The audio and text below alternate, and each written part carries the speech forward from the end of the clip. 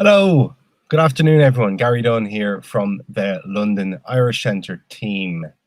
Welcome to the next of our latest event in the Winter Wellbeing series.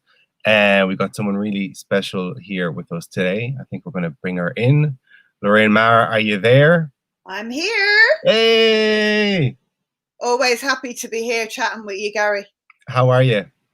I'm actually, I feel good at the moment, strangely enough. I quite like this time of year. So it always, it just brings something out in me, actually. I like the crisp morning air. Lovely, lovely. Lorraine, I didn't give you an intro. I wouldn't even know where to begin. You've got so much going on. Do you want to tell people a little bit about you, about your story, where you're coming from?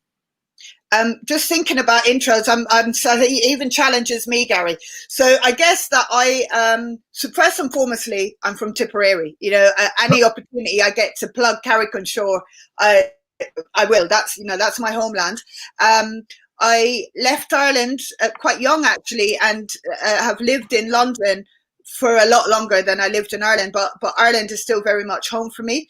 I am an artist, producer, curator, and founder of a movement called I Am Irish.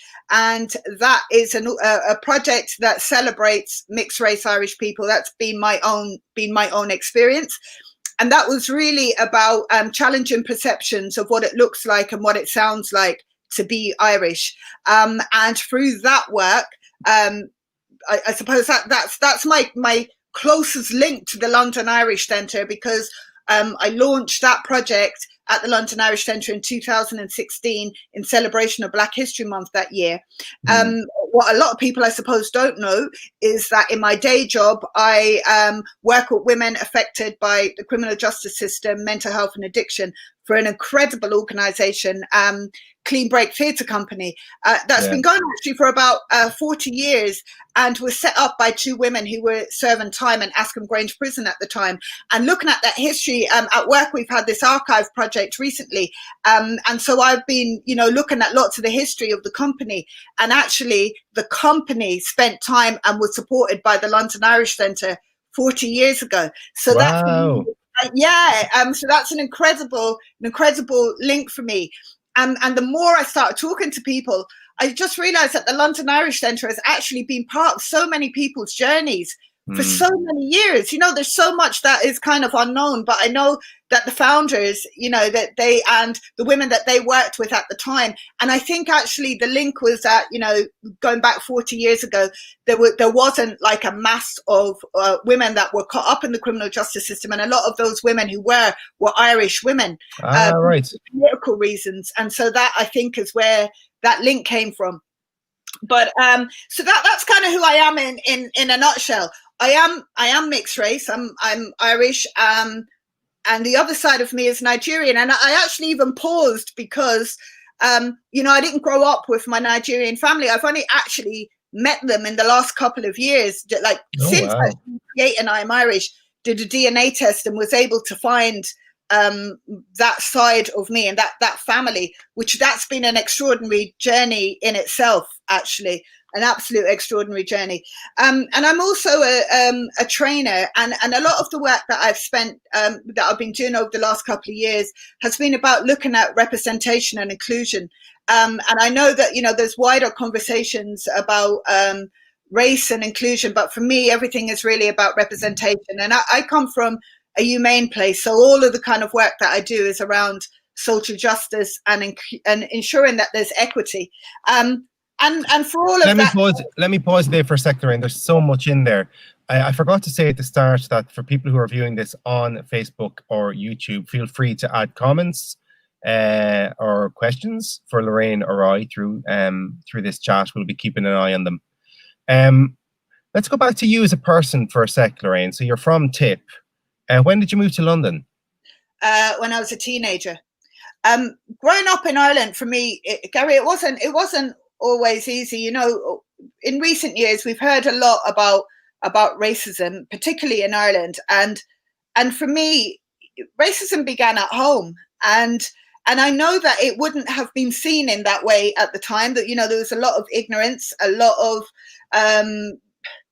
indoctrination in lots of ways. You know, I know it was hard enough for any woman. My mother and father weren't married, and so I know that would have been really taboo.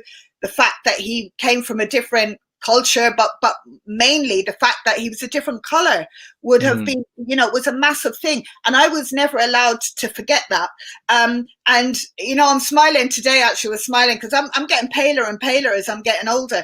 But I very definitely looked very different to everybody else in our town growing up, and I became, you know, I was massively aware of that, and probably quite an angry teen. Although I wasn't able to name it. You know, I didn't have a name for those things. I was very lonely and isolated. And I think, you know, some people might resonate with the fact that, you know, I had lots of friends. I was a popular person, but I felt very alone in lots of the experiences that I had.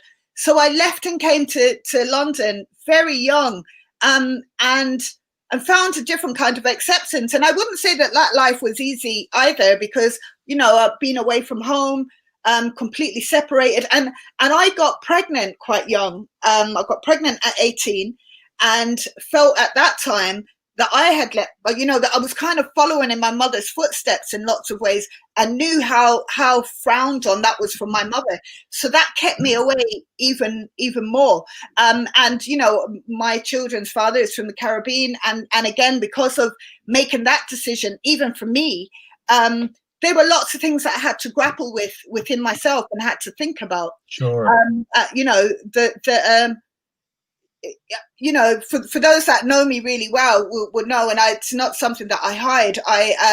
I have had a panic disorder that I have from when I was about 19, and you know, I'm very well able to manage that, as you know, over the years. Actually, in recent years, I haven't even had to manage it. You know, it's not there, but certainly I think, and I was thinking about this a lot recently when I've been thinking about my own growth, and thinking that I think that happened when I became a mother, and when I had to think about someone else outside of myself, because there's so much responsibility that's put on us, you know, when you become parents, or you know, when you've got other people to look after.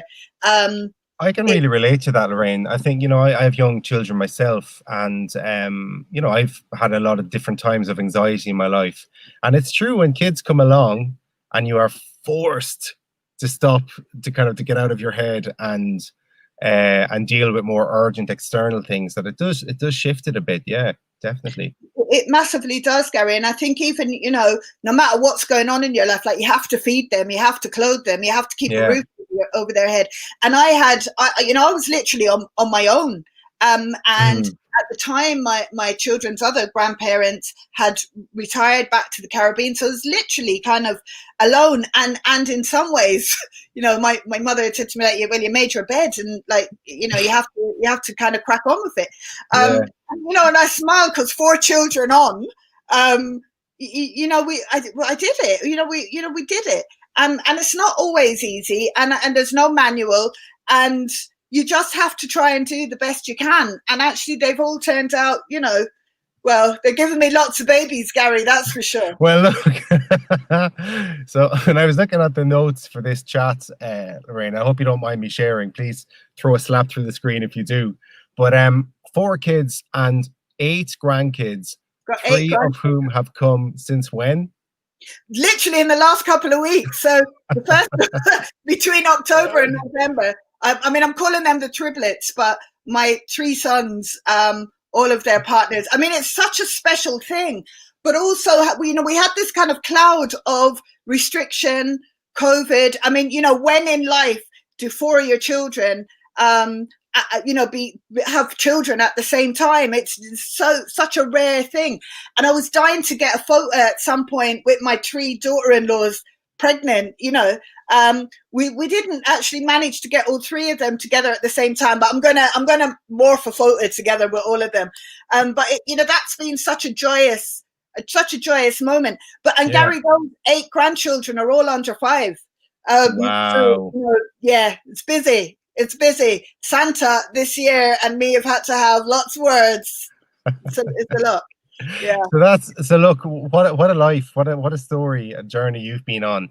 Lorraine, let's talk a little bit about your work. We first met, as you said, back in I guess it was 2016, early to mid 2016. Do you want to talk about kind of where you were coming from at that point and where your work and your practice was back then?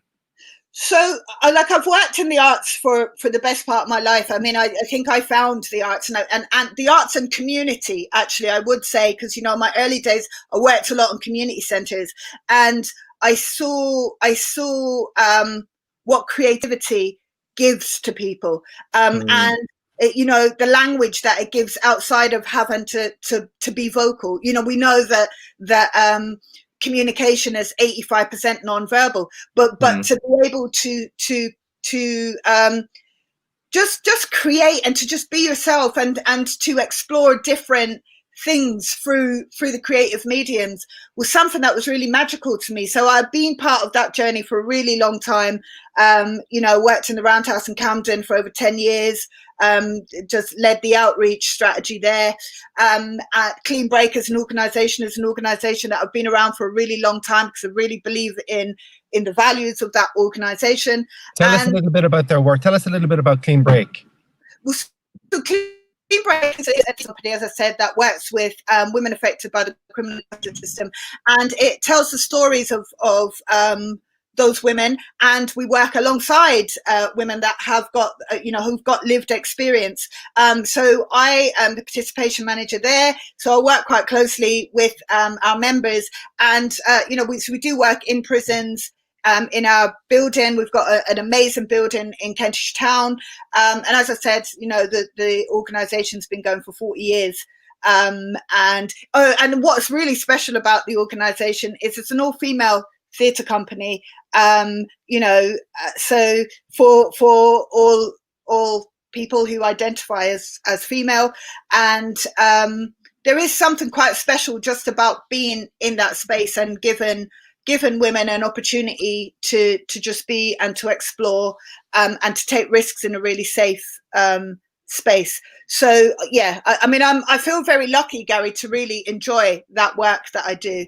But I would say the bulk of my time is taken up with I Am Irish, which actually is, for all intents and purposes, volunteering, because it's a volunteer, a voluntary space. We're kind of not funded. I have had lots of support, and as a movement, we do get supported to deliver particular programs. We've got a space there that's led by it was moderated by Amita O'Brien, who's a white Irish mother. So, you know, we've got a space for parents and grandparents of we're kind of thinking about the terminology at the moment, Gary. So what we're going with is Irish people of mixed ethnicity, because it's become clear from those of us that the first identity we have is Irish, but we also acknowledge that we're of mixed ethnicity, so of Irish people with mixed ethnicity, and that probably takes up quite a lot of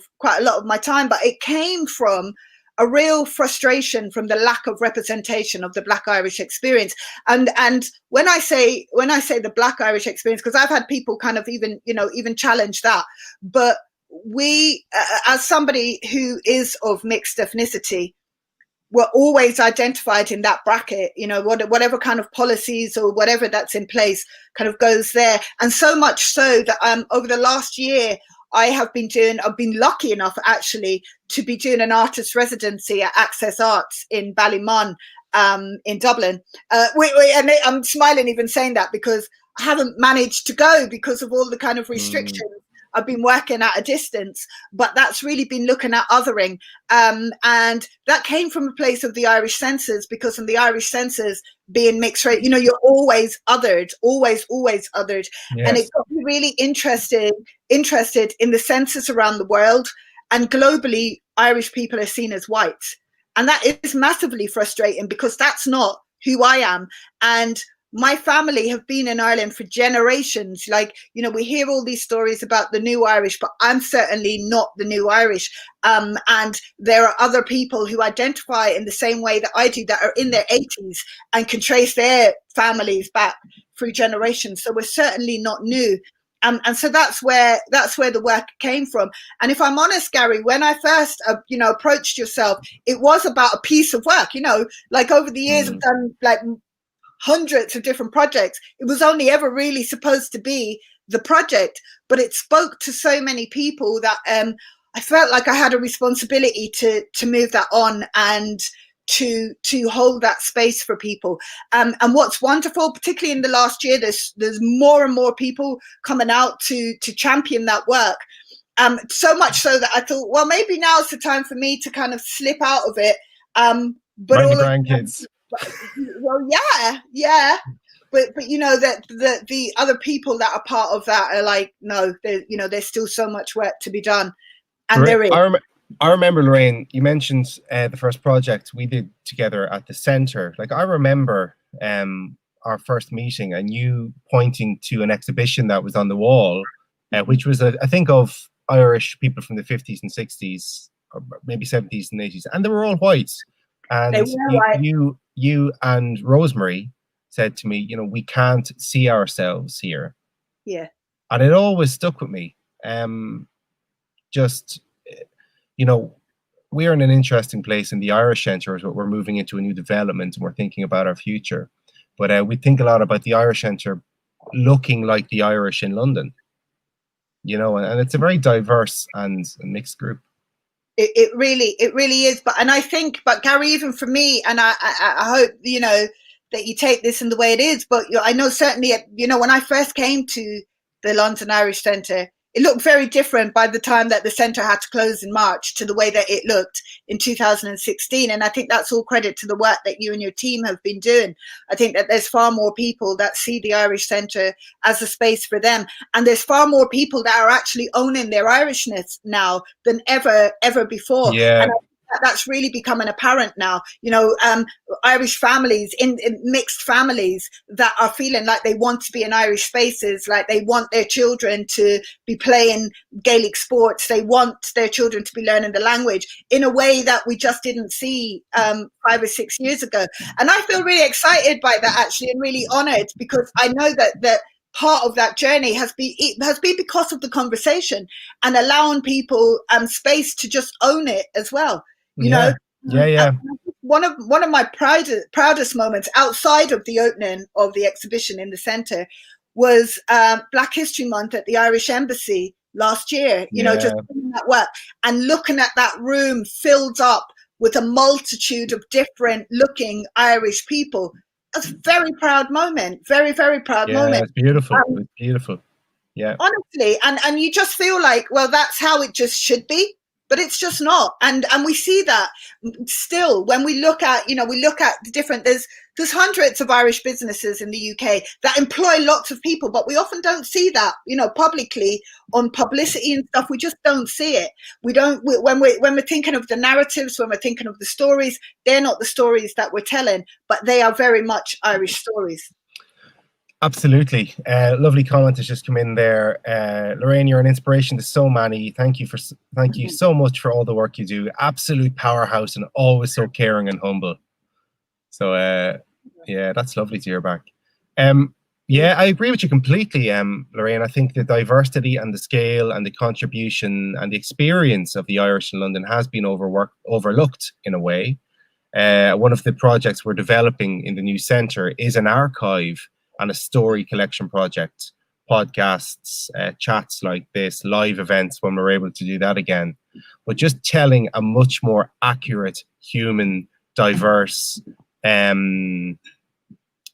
story, celebration of the Irish experience in London, because it is a little bit invisible.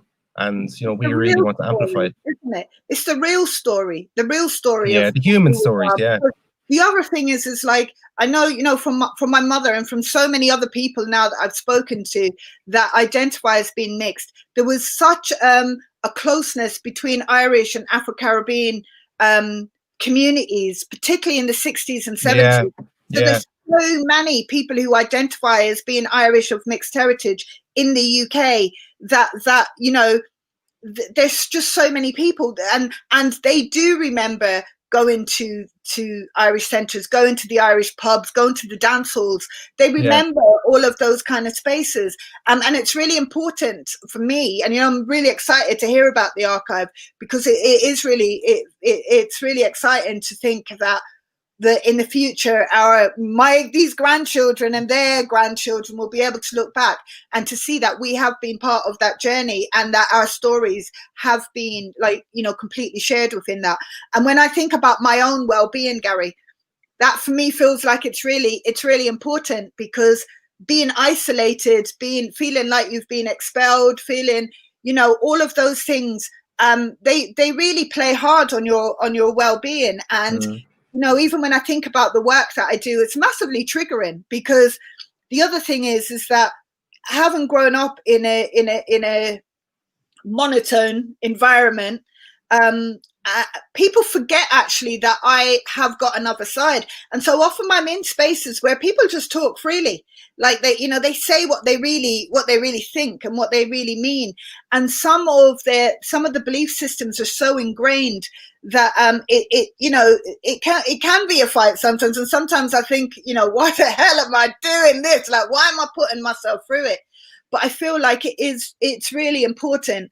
But there are moments that I feel like I allow myself to take time out and to recharge and to put myself first. And I remember doing a first aid course years ago, and I was at the Roundhouse years ago. And I remember that trainer saying that if you are not safe yourself, you can't save anybody else.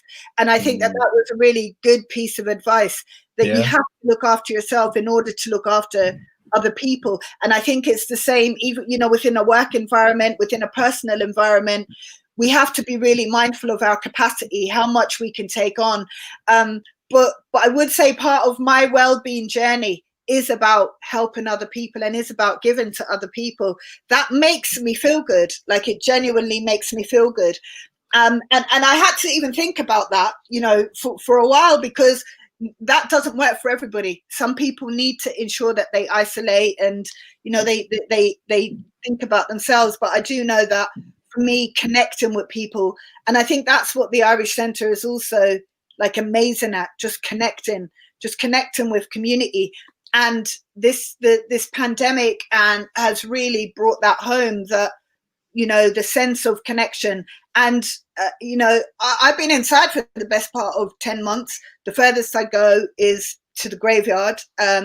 It's not a secret that, I lost a child to cancer in 2014, and I go to visit him all the time. And I know, this time of year especially is really difficult for people, particularly people that are on their own.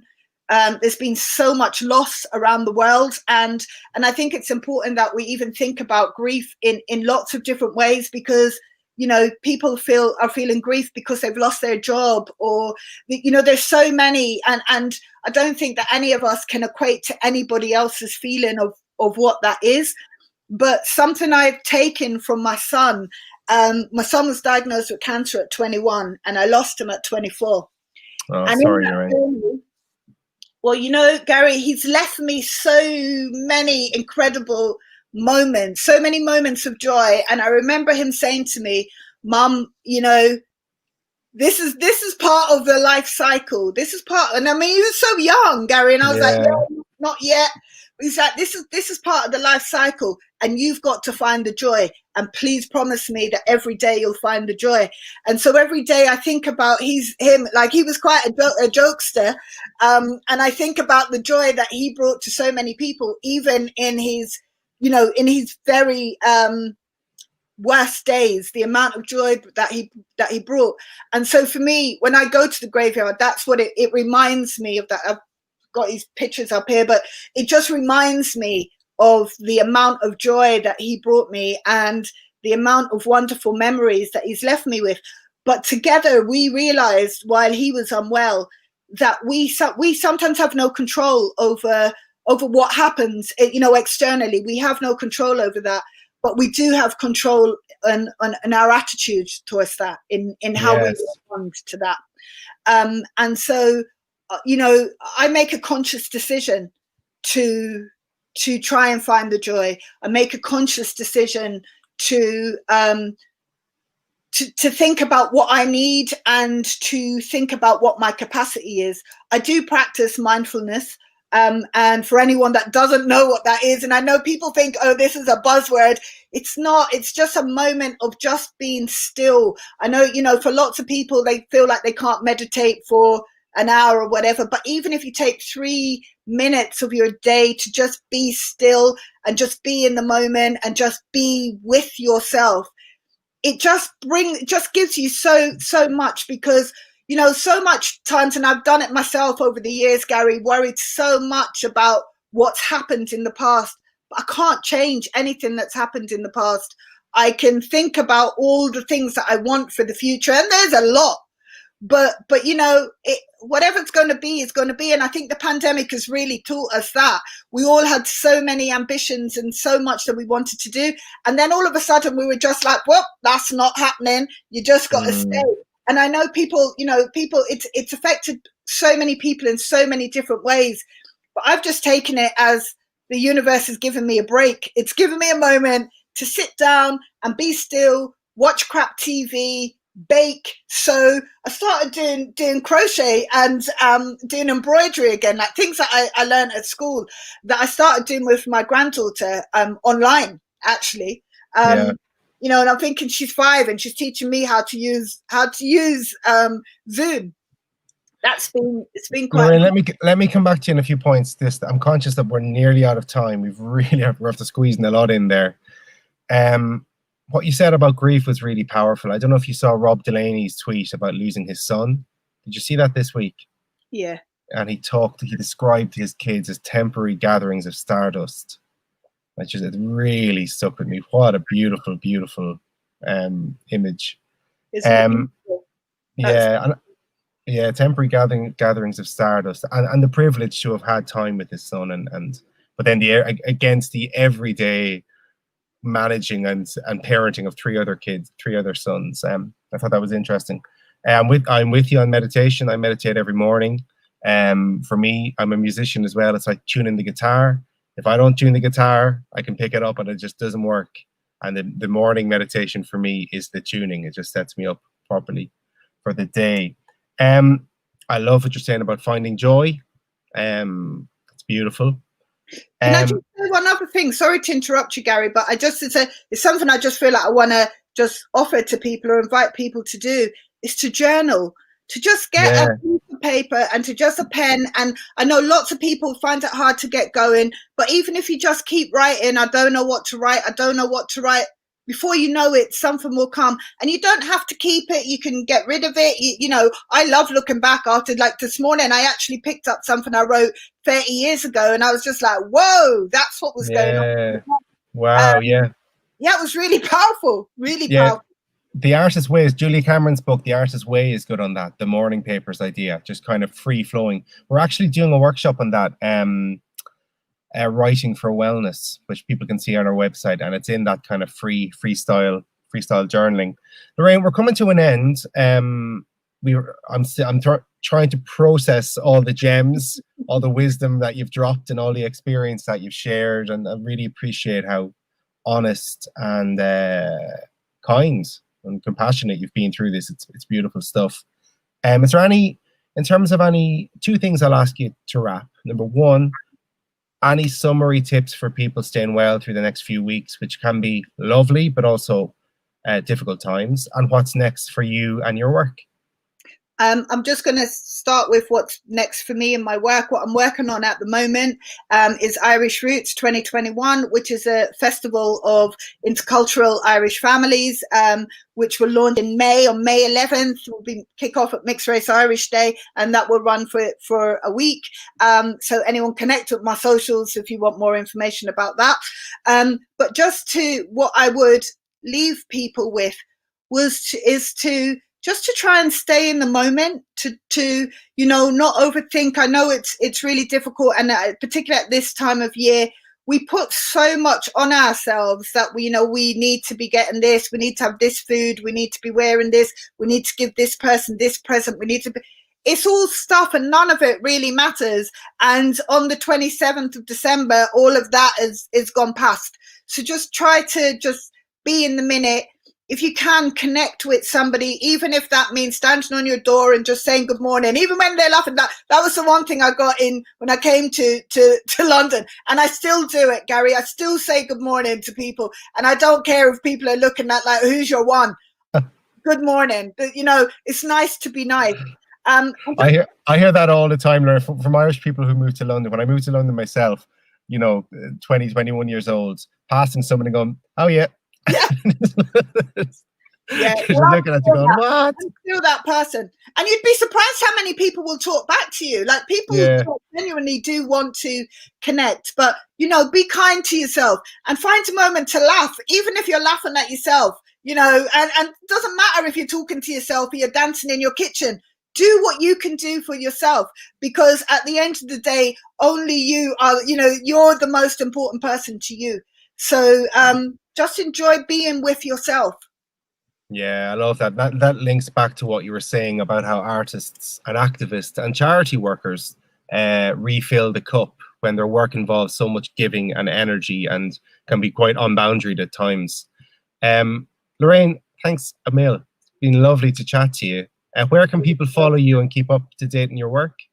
At I am Blirish. That I am BLIRISH. I think it's at the bottom of the screen. You can find me on Facebook, Twitter. I'm on all the socials. And I as people will have seen today, I love an owl chat. So do get in touch. You know, I do try to personally respond to everybody. Sometimes it takes time, but I do make it a purpose to talk to people.